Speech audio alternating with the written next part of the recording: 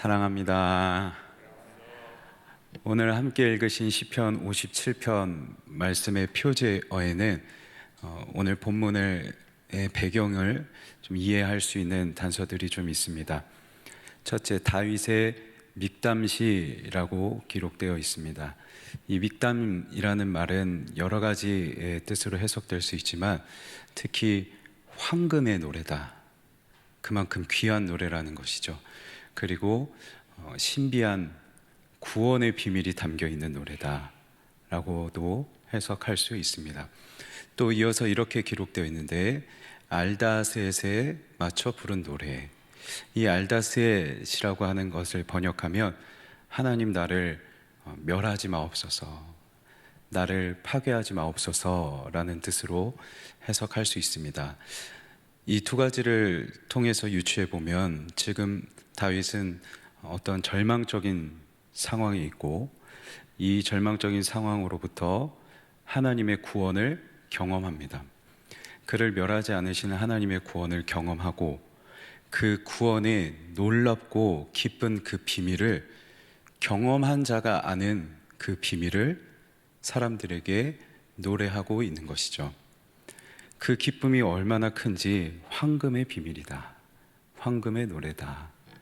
그렇다면 오늘 노래를 통해서 다윗이 우리에게 소개하고 있는 그 하나님의 놀라운 구원, 그 구원은 과연 어떤 모습일까요?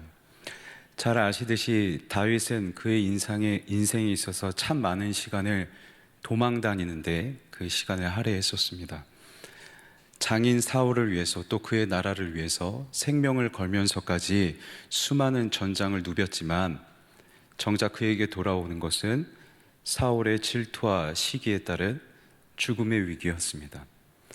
수없이 도망 다니다가 그가 한 동굴에서 한 굴을 이곳저곳 전전긍긍하며 피하던 중에 이 노래를 부르게 된 것이죠. 그런데 다윗은 자신의 상황을 재앙이라고 기록합니다. 이 재앙은 다르게 해석하면 파멸입니다. 파멸은 아무것도 할 수 없는 상태인 거예요. 자신이 겪고 있는 이 절망적인 상황 앞에서 이것을 극복할 수 있는 어떠한 힘도 능력도 나에게 없는 상황, 가장 절망적이고 가장 무능력함을 깨닫는 그 순간에 이 노래를 기록하고 있는 것이죠. 그때 다윗이 오늘 첫 말에 이렇게 기록하는데, 화면을 통해 한번 눈으로 확인하시겠습니다. 하나님이여 내게 은혜를 베푸소서, 내게 은혜를 베푸소서.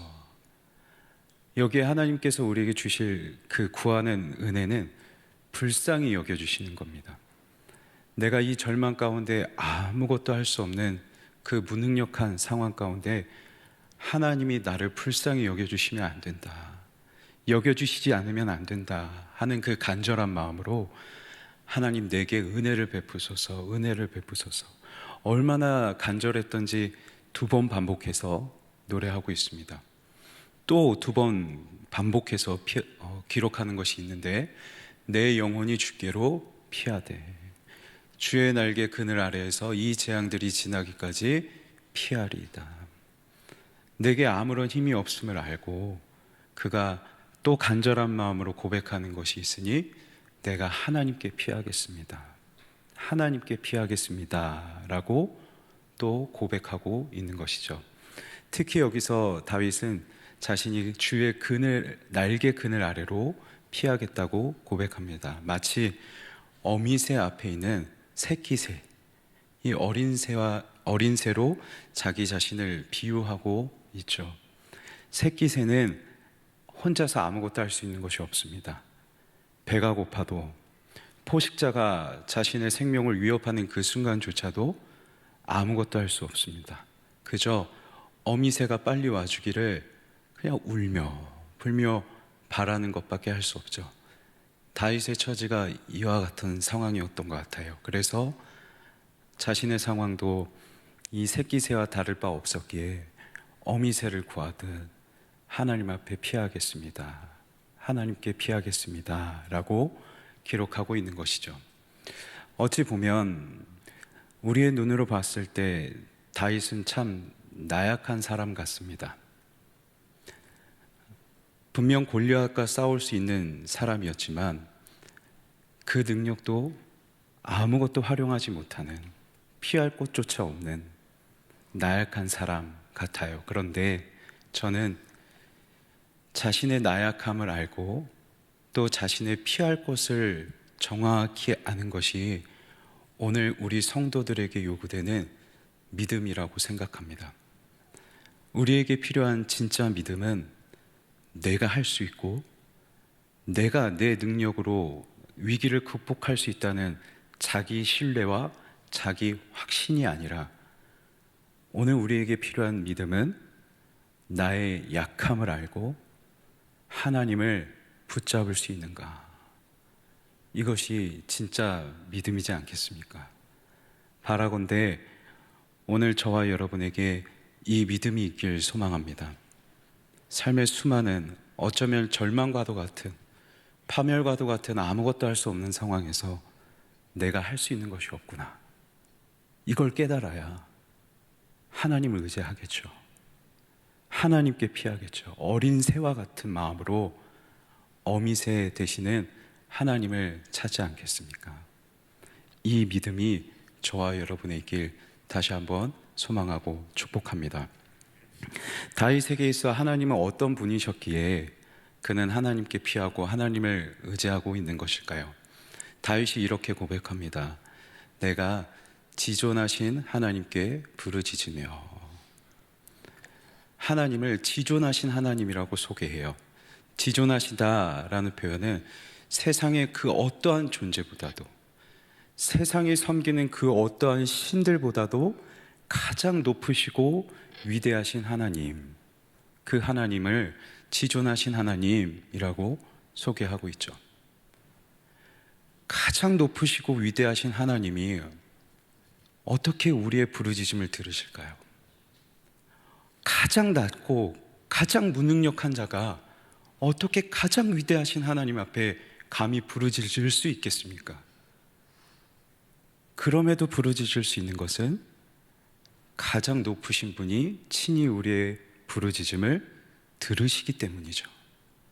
하나님은 우리의 부르짖음을 외면하지 않으시기에 가장 낮은 자이면서도 지존하신 그 하나님과 우리의 그 거리를 뛰어넘어 감히 하나님께 부르짖을 수 있는 은혜가 있는 것이죠. 우리가 부르짖을 수 있는 것만 은혜가 있는 것은 아닙니다. 이어서 다윗은 이렇게도 고백합니다. 나를 위하여 모든 것을 이루시는 하나님께로다.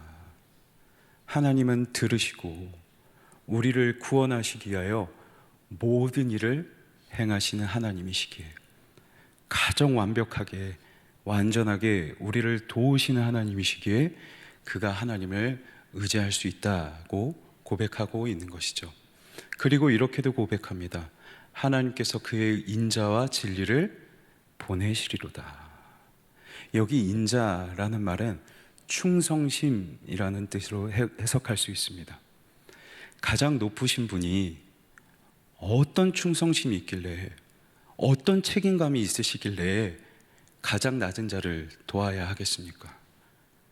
가장 높은 자가 가장 연약한 자를 도와야 하는 이유가 어디에 있겠습니까? 그런데 우리 하나님께는 한 가지 책임이 있었어요.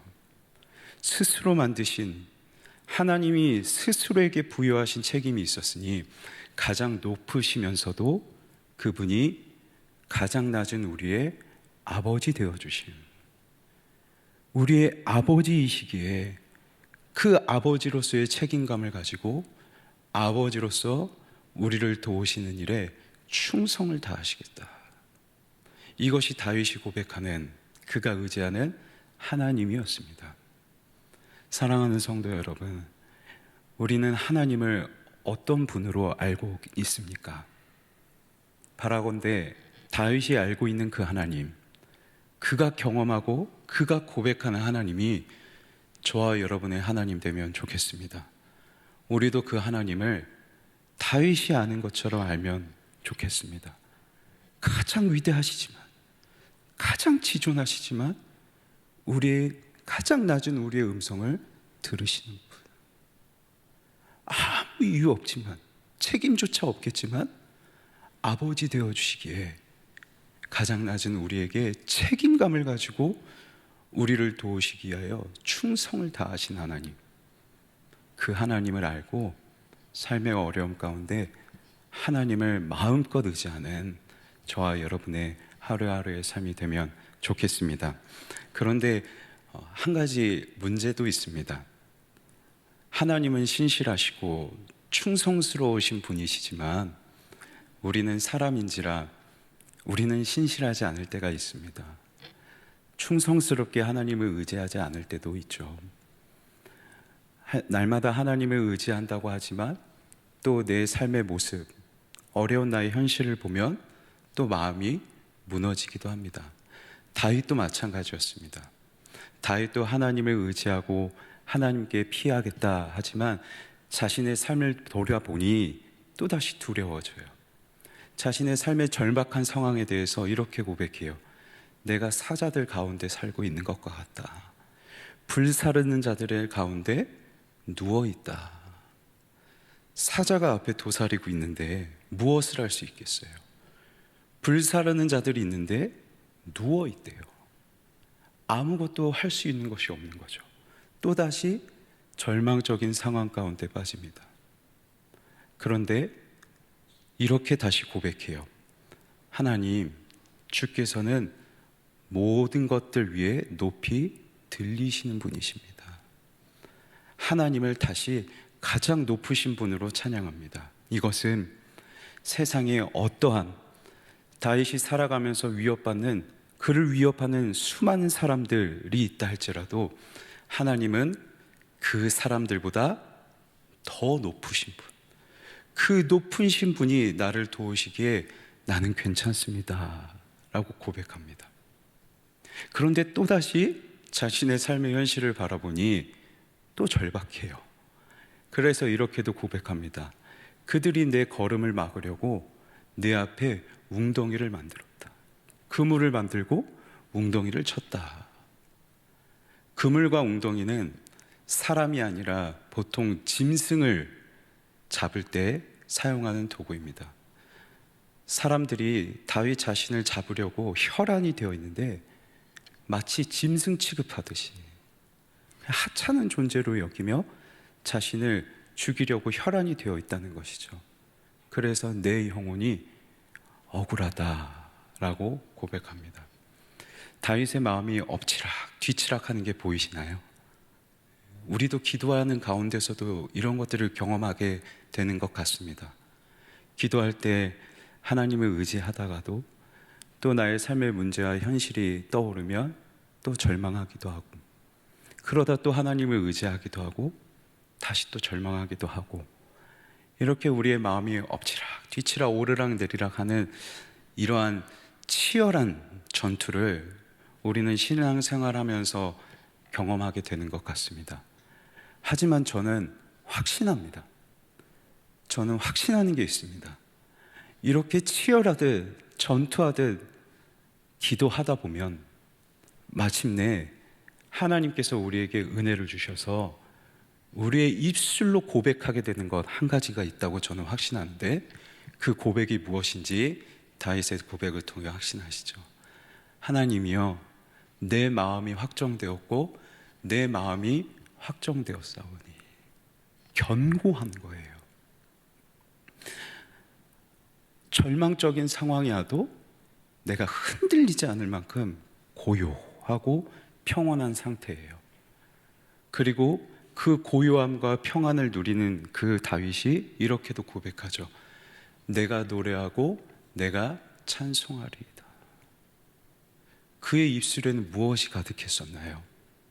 자신에 대한 괴로움, 자기 영혼에 대한 억울함이 가득했는데 그의 입술에서, 그의 영혼에서 찬송이 울려나오는 변화. 내 영광아 깰지어다, 비파야 수금아 깰지어다, 내가 새벽을 깨우리로다. 자신의 입술로만 하나님을 찬양하는 것이 너무 아쉬워서 자기 영혼을 향하여 온 마음을 다하여 찬양하기를 원하고 있고, 악귀, 모든 것을 동원해서 하나님을 찬양하고자 하는 그 변화, 그 구원의 기쁨이 그의 안에 있는 것이죠. 특히 여기서 영광이라고 기록하고 있습니다. 내 영혼을 향해서 영광이래요. 말씀드린 것처럼 그의 영혼 안에는 억울함이 있었어요. 괴로움과 두려움이 있었습니다. 절망이 있었습니다.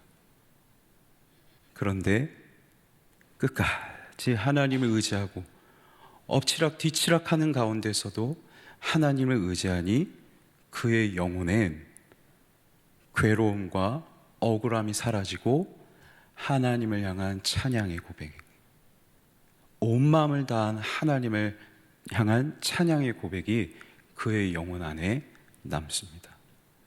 영광스럽지 않았던 것이 영광스럽게 변화됐어요. 그래서 자신의 영혼을 향하여 내 영광화라고 고백하고 있는 것이죠.